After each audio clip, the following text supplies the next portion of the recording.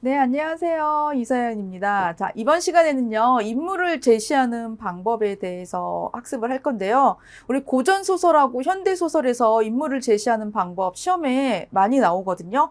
자, 그게 가장 큰 게 직접적인 제시하고 간접적인 제시, 자, 두 가지가 있어요. 직접적인 제시, 간접적인 제시가 뭔지 이번 시간에 구체적인 예문을 가지고 학습을 해보도록 하겠습니다. 자, 먼저. 자, 직접적인 제시에 대해서 학습을 하겠는데요. 이 직접적인 제시가 뭐냐면요. 이거는 서술자가 자신의 생각을 직접적으로 글로 길게 쓴 거예요. 그렇기 때문에 직접적인 제시를 하면은 이 글을 읽는 독자는 자신의 뭐 생각을 집어넣을 수가 없죠. 자신의 생각을 집어넣을 수가 없고 서술자가 쓴 글을 그냥 읽고 이런 내용이구나 라고 생각하고 거기에 있는 내용을 파악을 해야 되거든요. 자, 직접적인 제시 뭔지 알겠죠? 자, 직접적인 제시는 텔링이라고 해요. 텔링, 말하기. 말하기를 직접적인 제시라고 하거든요. 자, 서술자가 직접 인물의 특성을 요약 정리하는 거. 자, 요약 정리한다는 거. 자, 이게 굉장히 중요하고요. 그 다음에 독자의 이해를 돕거나 이야기의 전개 속도를 조절하는 데 효과적이라고 하는데 독자가 직접적으로 자신의 생각을 집어넣어서 이거는 이해를 하면 안 돼요. 서술자가 쓴 글 내용 자체만을 가지고 내용을 파악해야 되거든요. 우리 시험 볼 때, 수능 시험 볼 때, 지문 읽을 때 자신의 생각을 집어넣어가지고 지문을 분석하고 문제를 풀면은 점수가 잘 안 나오거든요. 문제 조건에서 요구하는 것만 보고 거기서 무엇을 요구하는지 그 조건에 맞춰서 시험 문제를 풀어야지 점수가 잘 나오거든요. 이 직접적인 제시도 그거랑 비슷한데요. 서술자가 하는 말만 듣고 내용을 이해하는 거예요. 무슨 말인지 알겠죠? 자, 그리고 인물 제시가 구체적이지 않은 경우에는 추상적인 해설로 흐르기가 쉽다 그랬는데, 자, 이거는 작가의 역량이라고도 볼 수가 있죠. 서술자가 어떻게 거기에 내용을 요약 정리하느냐에 따라서 읽는 독자는 그 내용을 그대로 받아들여야 된다는 거. 자, 알 수 있겠죠? 자, 직접적인 제시는 서술자가 직접 인물의 특성을 요약 정리하는 거를 직접적인 제시라고 합니다. 자.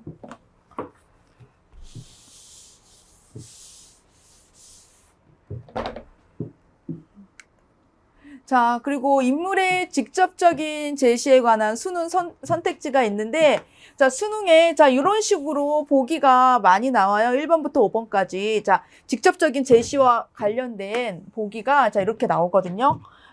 첫 번째 볼게요. 인물의 성격을 요약적으로 제시하고 있다. 자, 그러면은 직접적인 제시죠. 그리고 요약적인 진술을 통해 인물의 특성을 드러낸다. 그리고 A는 말하기가 중심이고 B는 보여주기가 중심이다라고 하는데, 자, 말하기, 서술자가 말하는 거는 직접적인 제시죠. 서술자가 말하는 거기 때문에 이건 직접적인 제시고, 자, 이거 보여주는 거는 등장인물의 말과 행동을 보여주는 거거든요. 자, 그렇기 때문에 이거를 간접적인 제시라고 볼 수가 있죠. 자, 서술자가 직접 인물의 성격을 드러내고 있다는 거. 서술자가 직접 인물의 성격을 드러내고 있는 거를 직접적인 제시라고 하죠. 자, 이런 선지가 나오면은 직접적인 제시라는 거, 자, 이해하고 있으셔야 돼요.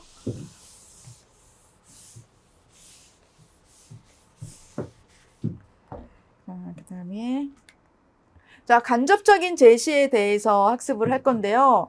간접적인 제시는 보여주는 거예요. 등장인물의 말과 행동을 보고 이 독자가 어떤 내용이구나 그 내용을 판단을 하는 거죠. 그렇기 때문에 독자가 능동적으로 책을 읽을 수가 있죠. 그 독자의 상상력을 가미해가지고 간접적인 제시한 내용을 독자가 능동적으로 그리고 자신의 생각을 넣어서 그 내용을 파악할 수 있다는 그런 특징을 지니고 있거든요. 자, 간접적인 제시 한번 볼게요. 간접적인 제시는 등장인물의 대화나 행동을 대화, 행동, 외양을 제시해서 독자들의 인물의 성격을 간접적으로 추측하게 한다는 거. 자, 여기에서 중요한 게 뭐냐면요. 등장인물의 대화나 행동, 자, 외양 등을 제시해가지고 쉽게 말해서 등장인물의 말과 행동을 통해가지고 내용을 파악하는 거. 이게 간접적인 제시라고 생각하시면 됩니다. 자, 그리고 간접적인 제시는 인물의 성격을 구체적이고 생생하게 드러낼 수 있다는 거. 그리고 사건 전개 속도가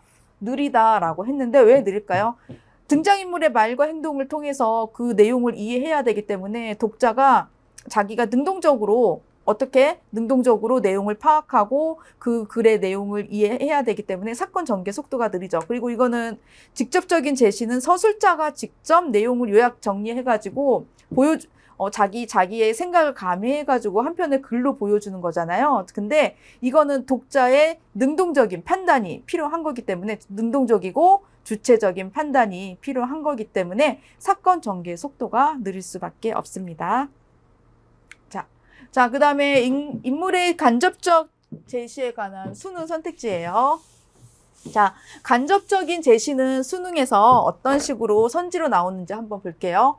자, 외양과 행동을 묘사해서 인물의 성격을 드러낸다. 자, 외양과 행동, 말과 행동이죠. 말과 행동을 묘사한다. 그 다음에 내면 의식의 서술을 통해서 주인공의 성격을 드러낸다 그랬는데, 내면 의식은 의식의 흐름이에요. 의식의 흐름 수법인데, 대표적으로 이상의 날개 있죠. 이상의 날개.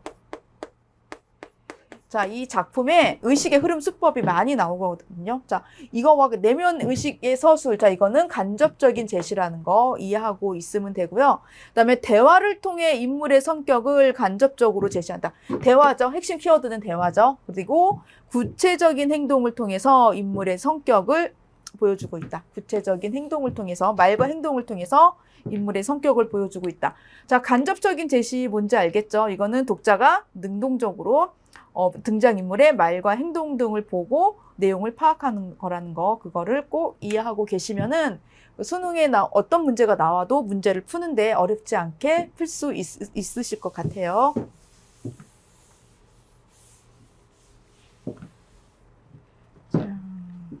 그다음에 자, 문제, 이제 실전 문제를 보겠는데요. 문제 첫 번째.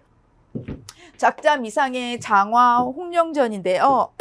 이거는 고전소설이거든요. 고전소설. 작자 미상의 고전소설인데 주인공이 누구예요? 장화하고 홍련이죠. 두 인물이 나오죠. 두 인물이 장화하고 홍련이가 나오는데 성씨가 혹시 뭔지 아세요? 배장화, 배홍련이라고 하거든요. 성씨가. 자, 이거는 계모 이야기죠. 계모. 자, 계모가 장화하고 홍련이, 계모 때문에 장화하고 홍련이가 죽었죠. 자, 문제 한번 볼게요.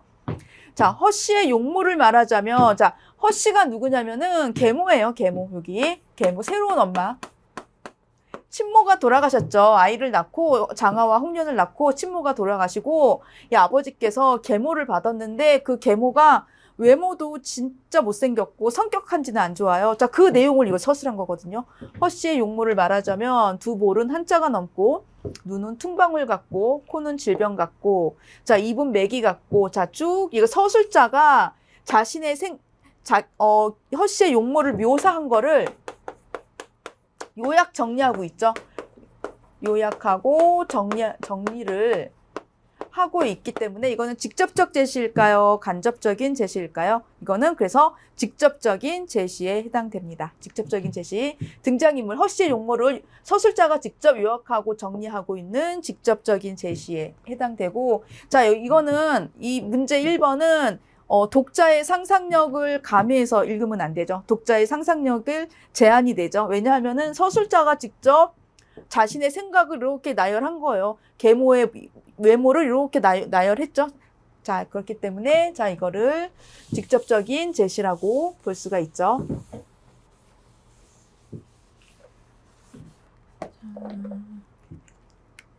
자, 그 다음에 두 번째 문제는 현진건의 운수 좋은 날. 현진건의 운수 좋은 날, 이건 1920년대 소설이거든요. 1920년대 나온 작품이고, 그 다음에 아이러니.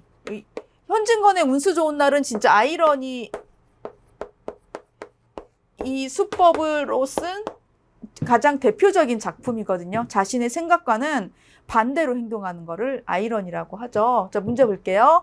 자, A 오라질년, 조랑복은 할 수가 없어. 못 먹어 병, 먹어서 병. 어쩌란 말이야. 왜 눈을 바로 뜨지 못해.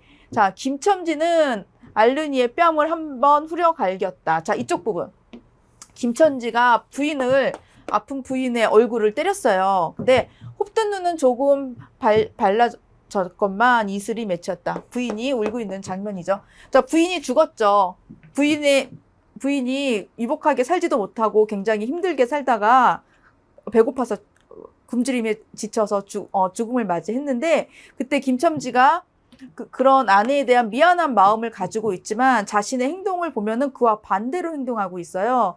자, 이거를 아이러니 수법이라고 그러죠. 아이러니 수법. 자, 그렇기 때문에 등장인물의 여기서는 말과 행동으로 내용을 전개하고 있죠. 자, 그렇기 때문에 이거를 간접 제시라고 합니다. 이런 거를 간접 제시라고 해요. 자, 운수 좋은 날 1920년대 작품 아이러니 수법으로 됐다는 거.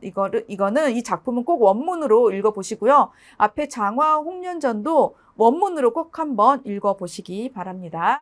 네, 지금까지 직접적인 제시와 간접적인 제시에 대해서 학습을 했는데요. 자, 이거는 문학 시험 볼 때 인물 제시 방법에서 시험 문제 가장 많이 나오는 부분이에요. 수능뿐만 아니고 공무원 시험에서도 많이 나오고 있거든요. 자, 이번 시간에 학습한 내용으로 많은 도움이 되셨길 바랍니다. 자, 오늘은 여기까지 하겠습니다.